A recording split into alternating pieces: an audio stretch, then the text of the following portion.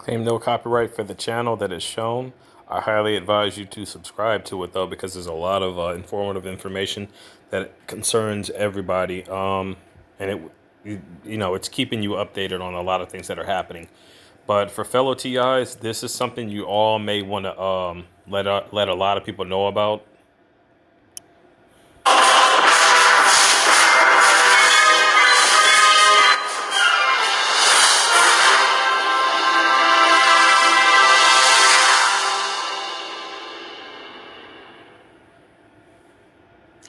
So this is breaking news, and this is about Dr. Evil returning with neuroweapons, and they're aimed right at you.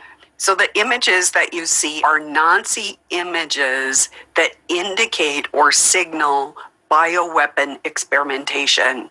And in our predictive programming, we can see this in Blofeld, in James Bond, Dr. Evil in Austin Powers, and the bad guy Doofenshmirtz in Phineas and Ferb.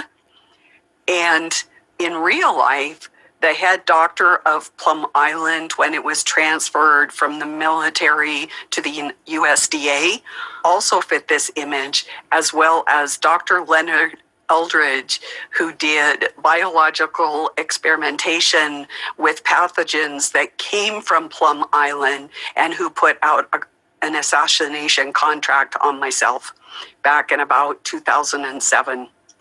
So I'm bringing this breaking news to you from a multi-part military podcast on weaponizing brain science. The Weaponizing Brain Science podcast discuss the interaction of neurosciences and national security. Dr. Giordano, the Dr. Evil, or the modern day Dr. Mengele, returns to us with some alarming insights into the weaponization of brain science. He has the credentials, the power, and the influence to make these experiments a reality that are going to impact your life. And so what are some of these credentials? He is a professor in the Department of Neurology and Biochemistry. He is the chief of Neuroethics Studies Program. He is the co-director of the O'Neill Pellegrino Program in Brain Science and Global Policy at Georgetown University Medical Center. He is a research fellow and biosecurity technology and ethics at the U.S. Naval War College.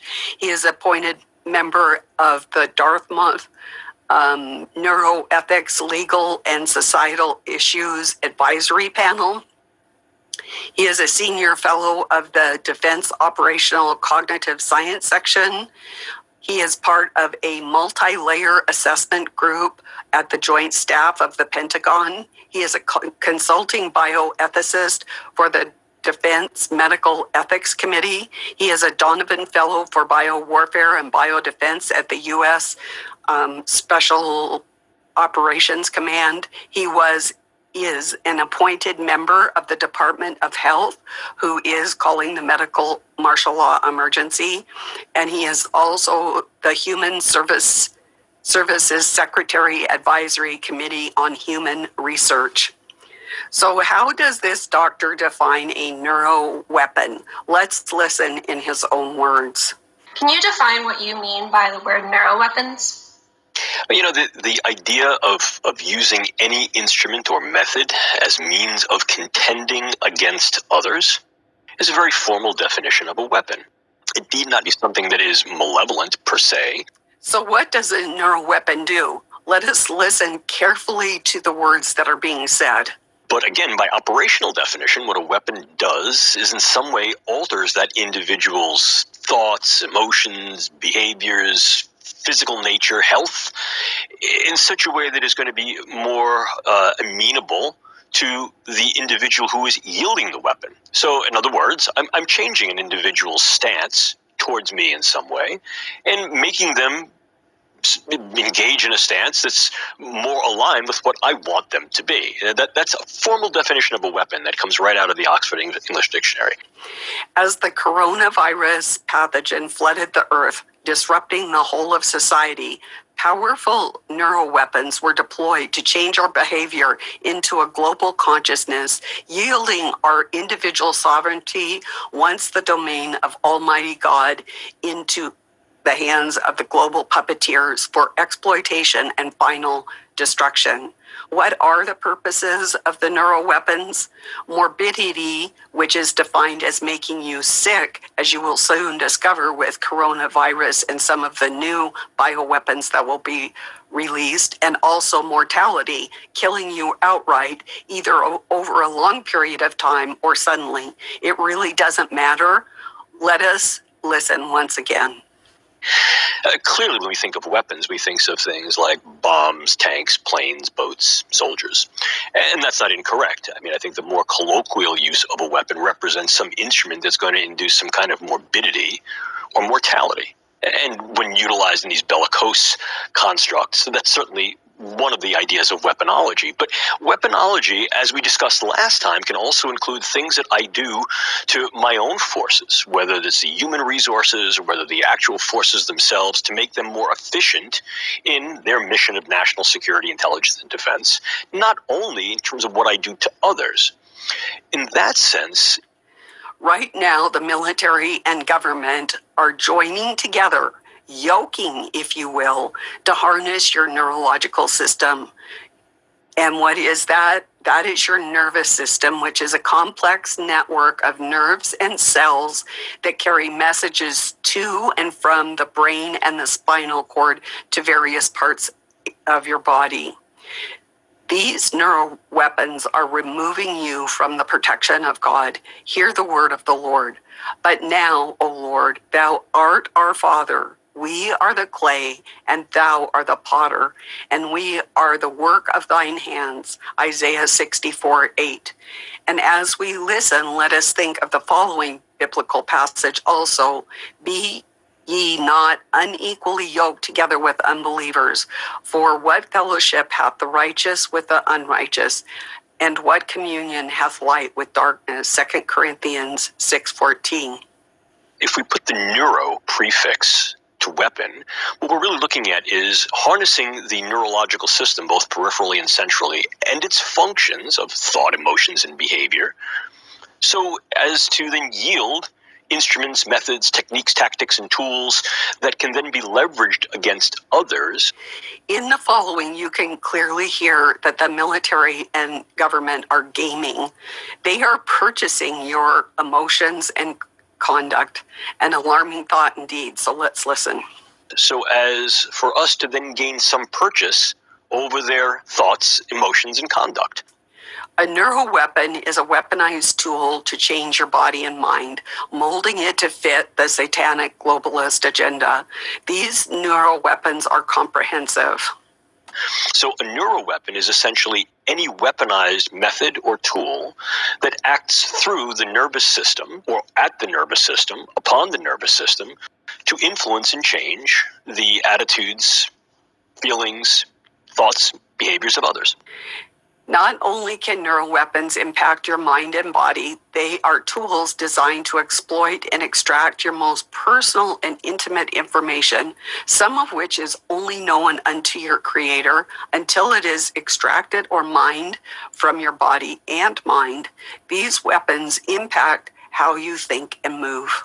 Are involved in different processes of cognition, emotion, and various actions, and what their dispositions might be. And we can use those both as information. The researchers and scientists and military who develop neuroweapons use interventions to hack into your life and use things such as false narratives, meme symbols, and icons that subvert your mind and body, making them hackable to psychological operations. Once again, we will hear about a yoking between biomedical life sciences and the physical sciences that result in a fall. Let's listen. As possible reconnaissance targets, if you will, to then affect those substrates, those processes and mechanisms, either indirectly through the use of narratives, memes, symbols, iconographies, psychological operations, human terrain teaming engagements, or more directly Now, when we're talking about things that are direct, now we're talking about interventional things. And given the fact that the neurosciences are indeed a biomedical life science that also conjoins the physical sciences, now what we're talking about is those things that tend to fall. Today, neuroweapons and the data derived from such have no national or international oversight. In fact, they were designed to operate in the gray areas of current treaties forbidding toxins and chemical weapons.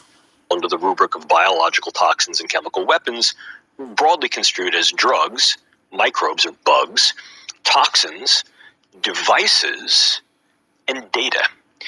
And it's those latter two, devices and data, that are really becoming ever more prominent as a consideration and a concern with regard to international oversight. Neuroweapons are being employed kinetically, and what that means is they are relating to the motion of material bodies and the forces and energy associated with them, and also non-kinetic instruments, and that is targeting, which is used in military doctrine to describe a military operational way to influence a target or an addressee in order to achieve a designated political or military goal. The 4 factors italicized are used to analyze non-kinetic targeting, complementing our knowledge and understanding of the kinetic prevalence. Paradoxically, non-kinetic targeting is not recognized as a separate concept. Kinetic and non-kinetic are intertwined facets of targeting. Let's listen.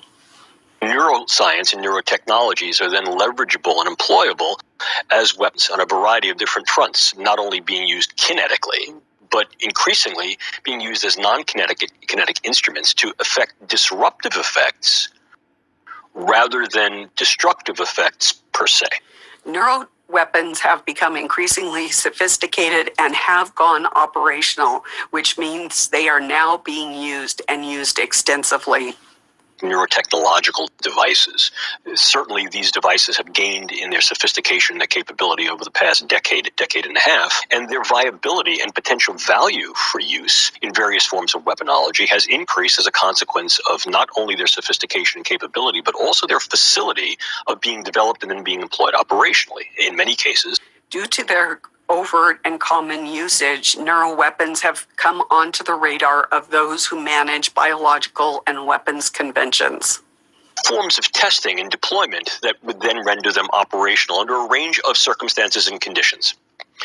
That has not escaped the auspices of many of the groups that are participatory in the Biological Toxins and Weapons Convention.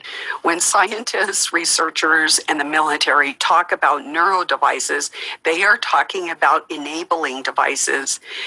Think of it like this. They are keys to your body and mind, and if it were possible, even your very soul. This is confirmed by their own words, in which they say that these devices are radically leveling. This is another dimension to the word leveling that means a societal global fashion. In this case, radical leveraging removes you from being human in many different levels, from biologically to spiritually. I think there are some interesting things that also need to be considered. The last 2 things we were talking about were devices and data. And I think when we're talking about devices, it's not just the devices that are the neuro devices themselves, but are there enabling devices? Are there current technologies that can be then radically leveling? What is the end goal of these neuroscientific tools and instruments? It's basically mass disruption and immediate destruction. That could then allow the use of a variety of these different neuroscientific tools and techniques to then be implemented as either instruments of mass disruption and or perhaps as tools of intermediate to mass destruction. So what we're going to listen to next is going to be talking about swarms of vehicles that I would propose to you are visible and invisible, biological and non-biological, that have been prepared and are deploying to deliver neurological chemicals and neurological microbes to the masses of humanity in a 2-step process. First to make you sick, and then to kill you. Let's listen. In this case, what we're looking at is the use of drones, for example, unmanned vehicles, aerial vehicles, ground vehicles, aquatic vehicles, to deliver payloads of various forms of neurological chemicals, neurological microbes, whether those be bacteria and or viruses. As a result of precision medicine and the COVID testing mandate, your blood is being taken from your body and put into a quantum computer database to be analyzed by artificial intelligence, with a variety of neural weapons being formed against you individually and even large aggregates of people. That means specific, whether they're races or religions or whatever aggregate they want. These will be deployed by swarms of drones and other forms of unmanned vehicles. Neurological toxins to a variety of different populations that range from the individual to a fairly large aggregate of individuals utilizing multiple drones and or other forms of unmanned vehicles. In the next clip, we will see that the cat is slowly coming out of the bag. Using gene editing techniques such as CRISPR, a structure of various organisms are engineered as if a new creation, which is indeed what the Wuhan pathogen is, and more are coming our way from bioweapon facilities around the world. The other thing that we're concerned about is certainly the use of gene editing techniques, CRISPR, Cas9, Cas12, not just taken alone, but in concert with extant gene editing techniques. The relative ease of acquisition of these techniques and their relative ease of use, again, this is not for the completely naive, but someone with basic gene editing and or microbiological skills and molecular biological skills could in fact utilize these techniques to modify an existing microbe, an existing virus, perhaps even existing structures of various organisms to create something that is modified or perhaps anew. More nefarious, these new entities are not covered under biological and toxin weapons conventions, so they can be used by large actors, small actors, and independent actors. These actors are knowingly sidestepping known conventions, designing something new and or modifying pathogens and chemicals in their own words. And the problem we have with that is that those particular new entities might not currently be covered, categorized by the Biological Toxins and Weapons Convention. So here we have the opportunity to sidestep the scope and tenor of those conventions by creating something new or modifying that heretofore has not been listed as a weaponizable agent. Another enabling technology, nanotechnology, allows penetration into your body or any biological system where it can auto-assemble within you. Once it is assembled, it will work as your chaperone. Think of this as an artificial intelligence networking entity who accompanies you and looks after you as a person or a group of people. This entity has supernatural characteristics and magical qualities that are, let's just say, not of the domain of this earth. Listen attentively. If we take a look at some other enabling technologies, for example, nanotechnology. Nanotechnology can be used to provide scaffolds or micelles that then allow the auto-assembly of molecules in situ, allow their penetrance into a biological system. They can work as chaperones. As well, we can utilize these nanomaterials independently because of some of the characteristics that the nanomaterials possess and some characteristics that can be imbued upon them. Once these nanoparticles enter your body, they automatically swarm together inside of you, which causes physiological and mental disruptions. Isn't that what we heard about the coronavirus pathogen? Clotting and masses in the lungs of patients that did not respond to with regular medical treatment, which in fact harmed, if not killed, the patient. I would submit to you that these were some of the deployed neurotechnological weapons due to their unique signature. Autoaggregation, clumping, disruption, and these can have physiologically disruptive effects when then introduced into a biological system. I know that you have been waiting for heinous confirmation about geoengineering nanoparticles and other particulates deployed into our air. Here is your confirmation.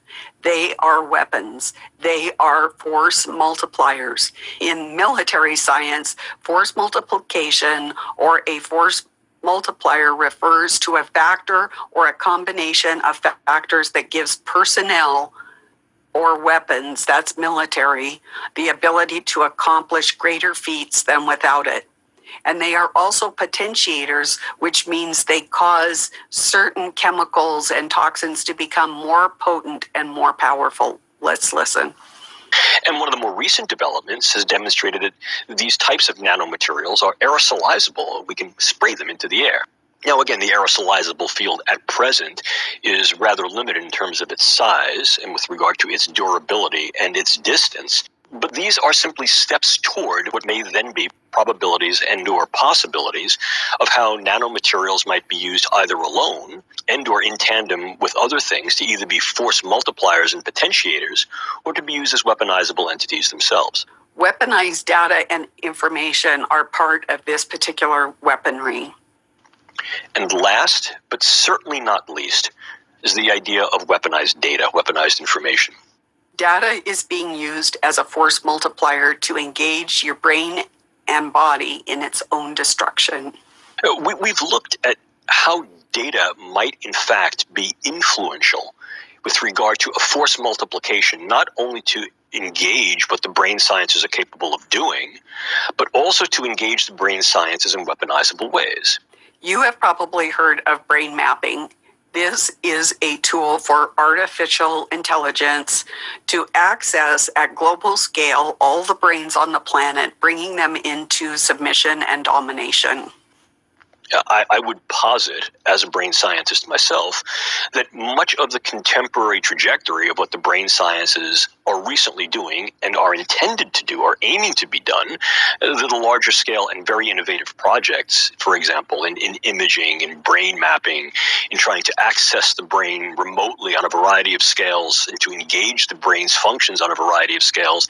Big data is yoked with artificial intelligence and is needed to make real-time accessibility to your brain and your body and provide policymakers your information on a silver platter to make their decisions. All require big data. And big data that is then yoked to some form of decision technology and or some level of artificial intelligence to be able to sensibilize those data, assimilate those data, synthesize them, and use them in a real-time accessible way. Scientists, researchers, and military are not interested in your proprietary data, hackability, but just as a force multiplier for the brain sciences. Now, of course, we're concerned about things like custodianship, and proprietary nature of data, and access to the data and its relative hackability, and all of these represent real concerns. But more than that, I think, is the issue that to really force multiply the brain sciences or any area of bioscience and technology. Once your barriers have been breached by these neurocognitive weapons, everything, even your own cells and all the information that they carry, will be yoked to artificial intelligence for real-time acquisition, assimilation, synthesis, and dispersal operations, such as the announcement this morning of a new chimeric virus named UFO, provocatively. These new viruses can produce previously undetected proteins by stealing genetic signals from their hosts. The researchers labeled them UFOs, upstream Frankenstein open reading frame proteins, as they are encoded by stitching together as in yoking, and that we've been talking about, the host and the viral sequencing. These UFO proteins can alter the course of the viral infection and could be exploited for vaccine purposes. There is no knowledge of the existence of these kinds of proteins prior to this study. That's prior to the coronavirus. The image of the person going up is also featured in the Bank of America End Times murals, which brings an even more interesting dimension to this whole topic. Utilizing big data, you require cells of data that then must be yoked. In other words, you have nodes and edges in networks of data that then allow this level of real-time acquisition, assimilation, synthesis, use, dispersal. These beings are not concerned about you as a human because you are defined merely as a node or a cog in a wheel. Your only value, or the only thing that is of value, is the system, the stackability, and the hackability of the nodes, which is you, in the system that might make them vulnerable. You are expendable. And it's not so much the actual nodes themselves that we worry about with regard to their hackability, but instead the networks, the edges of those nodes that allow their interaction on a variety of scales and levels and magnitudes. And those are the things that the stackability of those nodes within networks really gives rise to their relative hackability.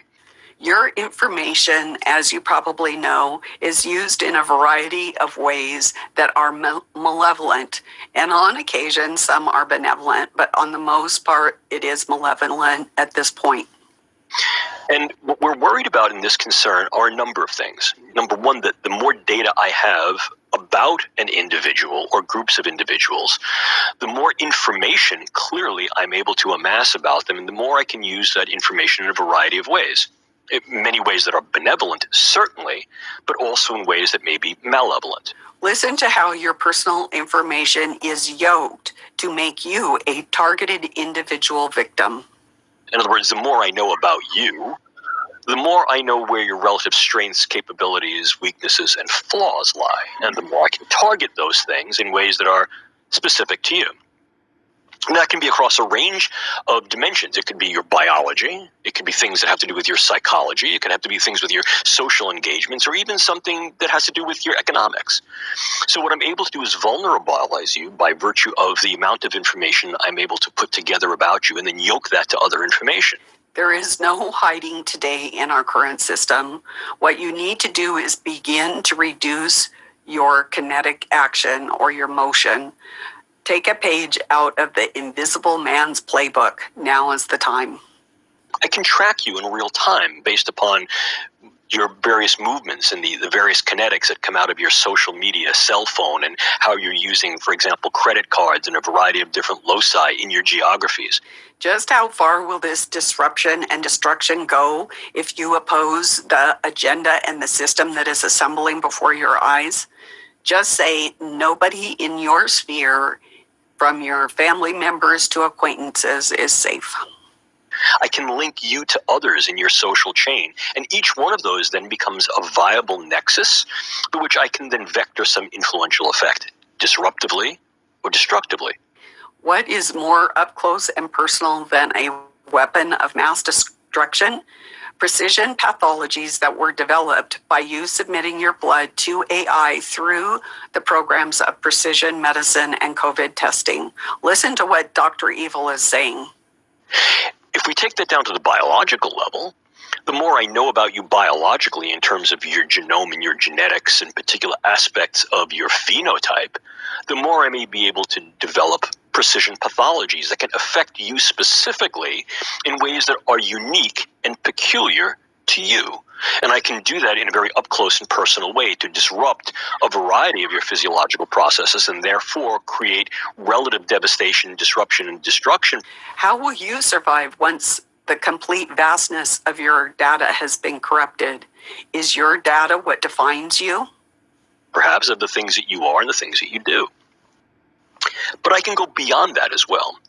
I can corrupt individuals' data by inserting information, very, very, very low level, minute information that changes the entire tenor of the information about them. In other words, the information that exists about you defines, if you will, your online presence. It defines your cyber presence, your cyber identity. It is your cyber fingerprint, footprint, retinal print.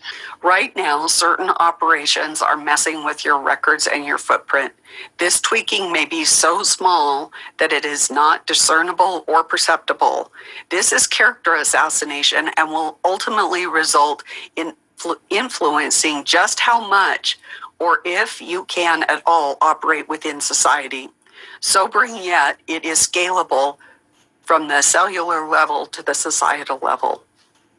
And by altering those data in some way, by inserting things or omitting things from your medical record, particularly things that are a bit obtuse or a bit amorphous, what I may be able to do is to insert or remove certain things that are crucial to the way you are regarded and the way you are treated.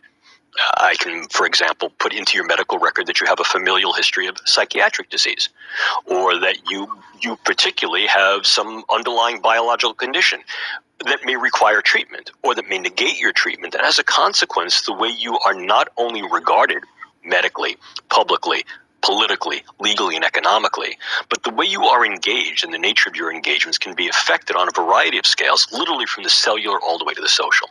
The bottom line is viable weaponry of things that induces scalar effects that first cause disruption and then ripple outwards to the destruction of humanity and biological systems if these visionaries have their way.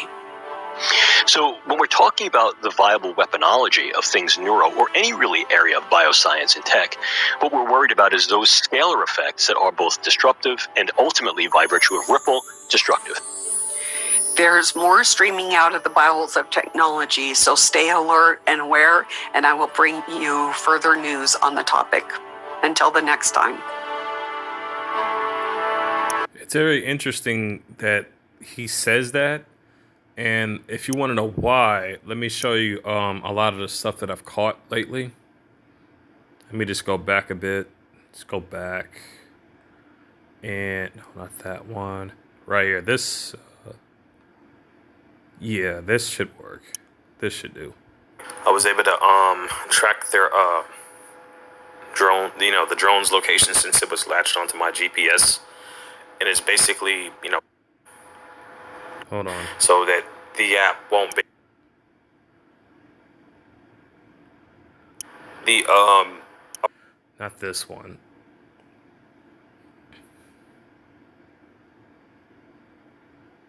Maybe this one has it. It's 9:54 a.m. in the morning on Saturday, June 27th. Skip forward. No footsteps. And that's clearly a drone. It's clearly a drone because this thing was flying over the building.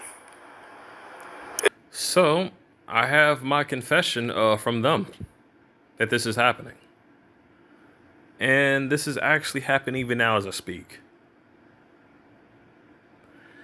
The people who now this is very crucial, everybody, because this is why I urge TIs to get the message out about those applications that we're using to all of that we're using to expose the people, because you see they're using people within the neighborhoods to basically do this to everyone.